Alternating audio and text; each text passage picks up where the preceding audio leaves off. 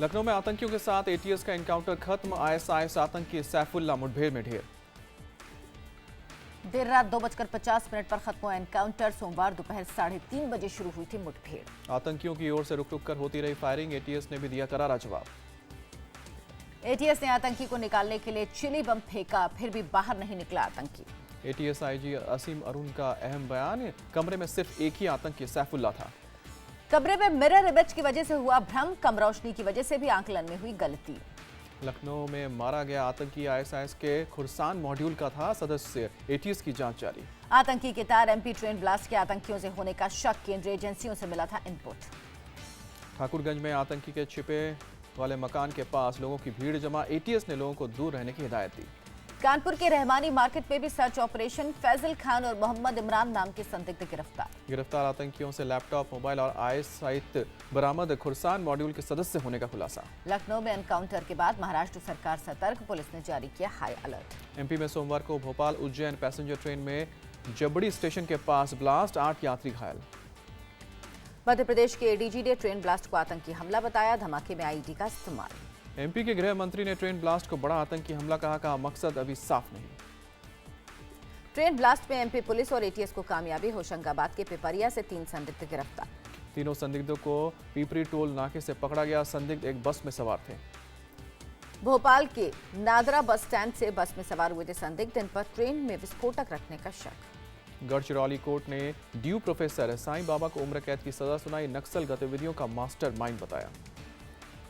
Court ने 4 अन्य लोगों को उम्र कैद की सजा सुनाई। कई नक्सली संगठन से जुड़े होने का आरोप। महाराष्ट्र के पूर्व गृह मंत्री जयंत पाटिल ने साईं बाबा को उम्र कैद की सजा का स्वागत किया। जयंत पाटिल ने महाराष्ट्र पुलिस के काम की सराहना की। एनआईए ने मुस्लिम धर्म प्रचारक जाकिर नाइक को भेजा नोटिस। 14 मार्च को नई दिल्ली में एनआईए मुख्यालय में पेश होने का आदेश। उत्तर प्रदेश में आज आखिरी और 7वें चरण का मतदान। 7 जिले की 40 सीटों पर होगा मतदान। वाराणसी पर होगी सबकी निगाहें।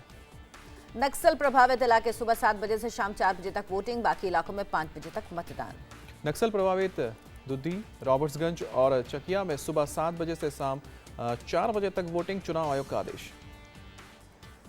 ओम प्रकाश, पारसनाथ यादव, अजय राय जैसे नेताओं की किस्मत का होगा फैसला। 535 प्रत्याशी मैदान में। 2012 विधानसभा चुनाव में समाजवादी पार्टी गठबंधन को 26 सीटें, बीएसपी और बीजेपी गठबंधन को 5-5 सीटें।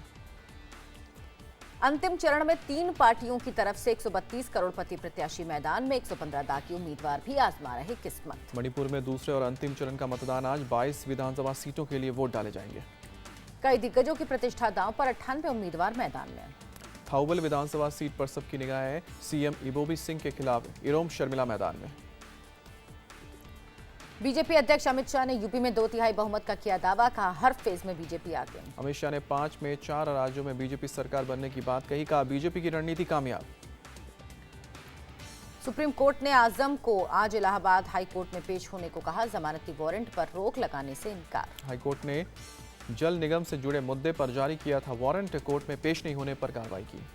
सुप्रीम कोर्ट ने कहा हाईकोर्ट महसूस कर रहा। आजम खान आंख में धूल झोंक रहे हैं। मंत्री को वारंट की कॉपी नहीं देने पर जताई हैरानी। बीएसपी उम्मीदवार बज़मी सिद्दीकी ने फैजाबाद कोर्ट में किया सरेंडर। फैजाबाद की एक महिला ने गैंगरेप का आरोप लगाया। कोर्ट ने बज़मी को 14 दिन के लिए भेजा जेल। बज़मी ने कहा बीएसपी की आंधी से विरोधियों में बौखलाहट। चारा घोटाले में लालू यादव की याचिका पर आज सुप्रीम कोर्ट में सुनवाई। उपहार कांड में गोपाल अंसल के आवेदन पर भी सुनवाई। आज अंतर्राष्ट्रीय महिला दिवस पर देश भर में कई कार्यक्रम। राष्ट्रपति नारी शक्ति पुरस्कार से करेंगे सम्मानित। राष्ट्रपति भवन में दोपहर 12:30 बजे कार्यक्रम। स्मृति ईरानी विज्ञान भवन में करेंगी संबोधित। अंतर्राष्ट्रीय महिला दिवस पर दिल्ली महिला आयोग में कार्यक्रम। देश भर की 30 महिलाओं का होगा सम्मान। पीएम मोदी के गुजरात दौरे का आज आखिरी दिन। सोमनाथ मंदिर का करेंगे दौरा। गांधीनगर में दोपहर बाद होगी सभा। देश भर की 6000 महिला सरपंचों को करेंगे संबोधित। गुजरात के भरूच में सोमवार को पीएम ने केबल ब्रिज का उद्घाटन किया। अहमदाबाद मुंबई हाईवे पर आना जाना हुआ आसान। गुजरात में 8 हाईवे के 1200 किलोमीटर के नेशनल हाईवे में कन्वर्ट किया जाएगा। पीएम ने किया ऐलान।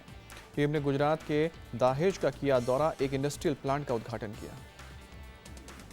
मुंबई में आज होगा नए बीएमसी मेयर का चुनाव। शिवसेना प्रत्याशी विश्वनाथ महादेश्वर के चुने जाने की उम्मीद। मुंबई के दादर में बनेगा बाला साहब ठाकरे का मेमोरियल। महाराष्ट्र विधानसभा में सर्वसम्मति से बिल पारित।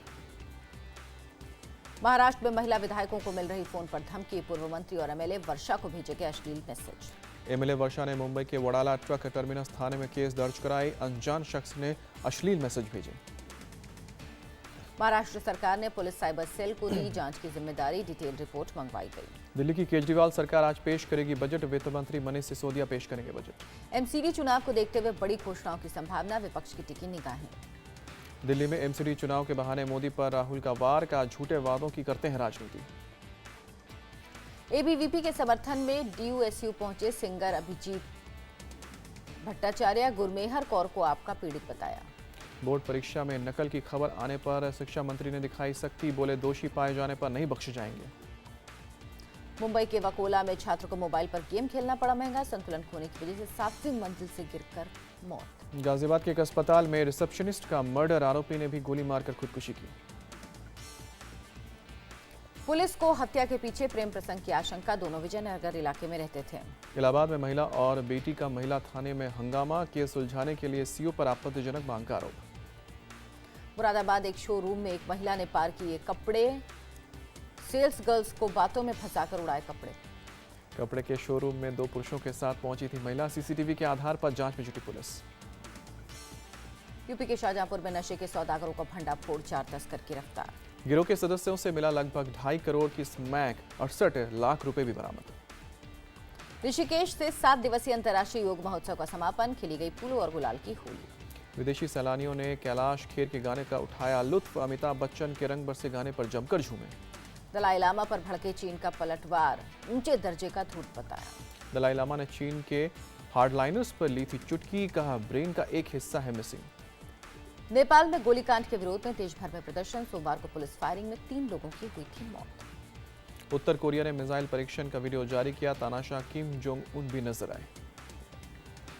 उत्तर कोरिया को मुंहतोड़ जवाब देने की तैयारी। साउथ कोरिया पहुंचा अमेरिकी मिसाइल डिफेंस सिस्टम थार्ड का सामान। दक्षिण कोरिया और अमेरिका ने कहा अपने हितों के बचाव के लिए लगेगा थार्ड सिस्टम। चीन और रूस के लिए खतरा नहीं।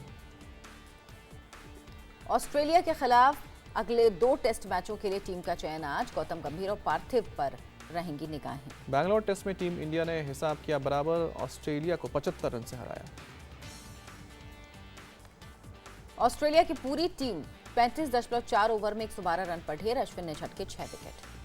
अश्विन भारत में सबसे कम मैचों में 200 विकेट चटकने का रिकॉर्ड अपने नाम किए। पहले यह रिकॉर्ड कुंबले के नाम था। वीवीएस लक्ष्मण ने स्मिथ पर साधा निशाना। बोले कंगारू कप्तान पर लगना चाहिए प्रतिबंध। भारतीय महिला फुटबॉलर अदिति चौहान नहीं करेंगे एशिया कप क्वालिफायर में शिरकत। घुटने में चोट की वजह से हुई बाहर। ऑल इंग्लैंड ओपन में चुनौती पेश करेंगी सिंधु और साइना नेहवाल। जीत के साथ इतिहास रचने के पर होगी दोनों की नजर। इंग्लिश प्रीमियर लीग में चेल्सी ने वेस्ट हैम को 2-1 से दी शिकस्त। अंक तालिका में शीर्ष पर। कॉमेडियन कपिल शर्मा ने किया भारतीय ब्लाइंड क्रिकेट टीम को सम्मानित। सभी को दिया 1-1 लाख का पुरस्कार। आईसीसी T20 के लिए विश्व एकादश की टीम सितंबर में करेगी पाकिस्तान दौरा। 22 से 29 सितंबर तक लाहौर में मैच। WWE में 14 साल बाद गोल्डबर्ग को मिली जीत। वापसी करते हुए केविन ओवेंस को किया धराशायी। जेट एयरवेज दे रही है सस्ती हवाई यात्रा का स्पेशल ऑफर। 1330 रुपए में दे रही हवाई टिकट। एसबीआई की चेयरमैन अरुंधति भट्टाचार्य ने किया साफ, जनधन खातों में मिनिमम बैलेंस की अनिवार्य शर्त नहीं होगी लागू। एसबीआई ने अपने कर्मचारियों को दी खास सुविधा। वर्क फ्रॉम होम की पॉलिसी को मिली मंजूरी। चीनी स्मार्टफोन कंपनी OnePlus ने अमिताभ को बनाया ब्रांड एम्बेसडर। कहा अमिताभ से जुड़ना हमारी सोच को दिखाता है। आंगनबाड़ी आशा वर्कर्स और मिड डे मील योजना से जुड़े लोग आएंगे ESIC EPFO दायरे में। केंद्र ने बनाई committee. Global rating agency Fitch को भारत की ग्रोथ रेट 7.1% पर हैरानी। अगले वित्त वर्ष में 7.7% रहने का अनुमान। टाटा मोटर्स की टेमो ने पेश की अपनी पहली स्पोर्ट्स कार रश्मो। भारत में 2018 में होगा लॉन्च। IBM ने किया पहला क्वांटम कंप्यूटर सिस्टम बनाने की घोषणा। कंपनी की क्लाउड प्लेटफॉर्म से मिलेगी क्वांटम सिस्टम की सुविधा। टाइगर जिंदा है की शूटिंग जल्द शुरू करेंगे सलमान और कटरीना। कटरीना की आने वाली फिल्म को प्रोड्यूस कर सकते हैं सलमान। अपनी सफलता को लेकर बोली अनुष्का शर्मा। फिल्म के चयन पर देती हूँ ध्यान, सुनती हूँ अपने अंदर की आवाज। शाहरुख अनुष्का की फिल्म रहनुमा ने रिलीज से पहले कमाए 100 करोड़। डोमेस्टिक और ओवरसीज डिस्ट्रीब्यूशन राइट्स से हुई कमाई। हॉलीवुड फिल्म लोगान ने रिलीज के पहले हफ्ते में की वर्ल्ड वाइड 1500 करोड़ की कमाई। भारत में कमाए 17.10 करोड़। ऋषि कपूर ने ट्विटर पर बदली अपनी प्रोफाइल, फिल्म औरंगजेब में पिस्टल तानने वाली तस्वीर लगाई। ऋषि कपूर ने खुद को ट्रोल करने को लेकर दी चेतावनी, कहा गाली देने वालों को उन्हीं के शब्दों में देंगे जवाब। सेंसर बोर्ड की यह फिल्म अनारकली ऑफ आरा पर आपत्ति, फिल्म के 11 सीन्स को काटने को कहा। फिल्म अनारकली ऑफ आरा देखकर रो पड़ी सोनम कपूर, नाच गाकर अपना गुजारा करने वाली महिलाओं पर फिल्म।